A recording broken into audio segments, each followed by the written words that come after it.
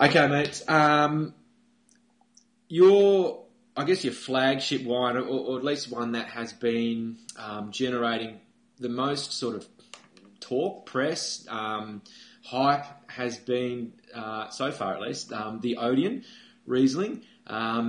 It's really unique, and I guess it's unique not only because it's you tell me, mate. It's a fantastic wine. What is it that sort of makes it such a cracking Riesling?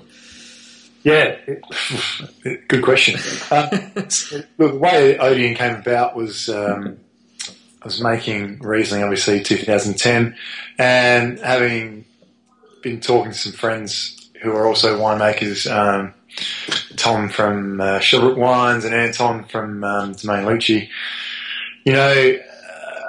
just sort of, I guess they opened a Pandora's box of ideas in my mind, I suppose. And the main philosophy being, just because they taught it to us doesn't mean it's right. So I guess I had those ideas floating around in my head, and then at the time of pressing the Riesling, ended up with a vessel that was at the correct volume and a sort of a 300 litre parcel that was left over, and really didn't have a home. And at the winery, we didn't really have a vessel that was sort of suitable. So I took the opportunity with both hands and just said, but I'll just take this home and sort of mess around with it and do something think outside the square and just see what happens. So I guess that was the first stage of the process. From there, it was pretty simple. I didn't do a whole lot. Except just really keep a close eye on the wine. So I allowed the juice to ferment naturally, which took a couple of days to get started, and it was a really sort of nervous couple of days. But once it did get going, because of the ambient temperature, it was sort of 35 degrees at the time, so it just flew. And from a really struggling indigenous ferment, it was all of a sudden sort of 6 hours later, absolutely flying, and it ended up going dry in 28 hours.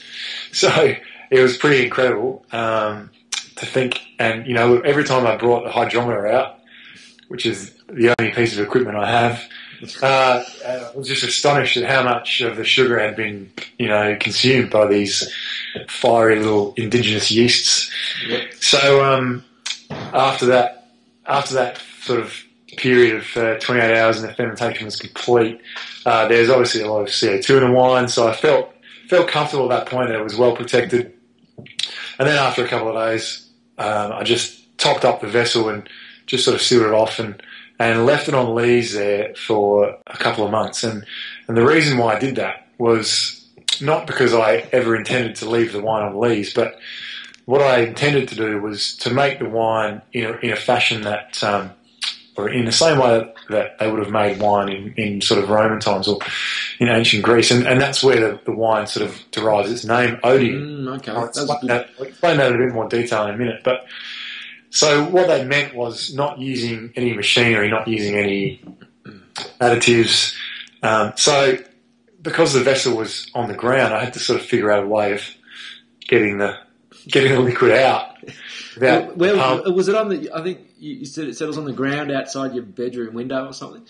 That's exactly right. That's exactly where it was. I wanted to keep a close eye on it. So what better?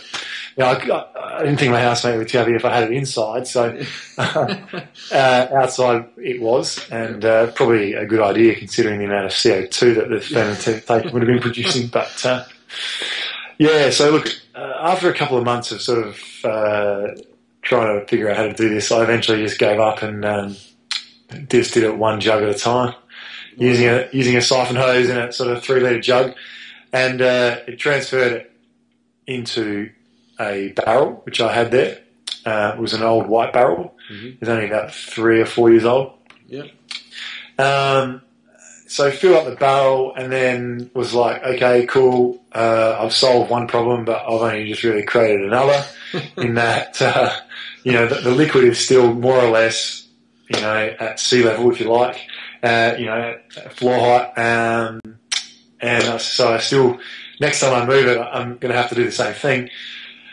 So I thought I'd just give myself another couple of months to think about it, and again, probably shows the capacity of my small brain, but didn't figure out a better way. So after a couple of months in that barrel, just ultimately just used the same technique to empty the barrel, and from there the wine was bottled. And that's really the story of how no other sort of fining, filtering process took place? Nothing at all. Well, no additions of any kind, no filtrations or any finings. In fact, the accepted sort of science obviously tells you to do the opposite of all that stuff, and not only that, but the fermentation had some solids, which again, we're taught is not the done thing, but the proof is in the pudding in this case, and in the drinking it.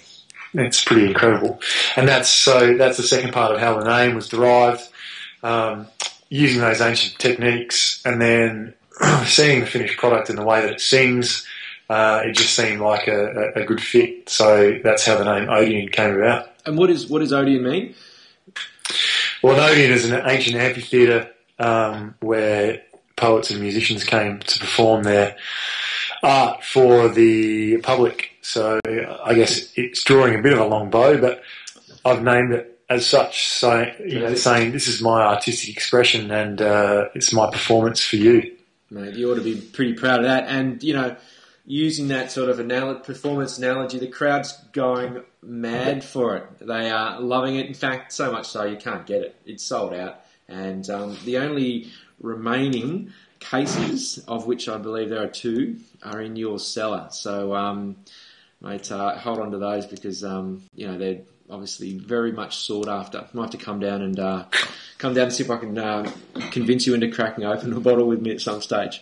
Yeah, maybe we might have to do that. There are 2 cases left. They're sitting right next to me at the moment, and no, they're not going anywhere. I can tell you that.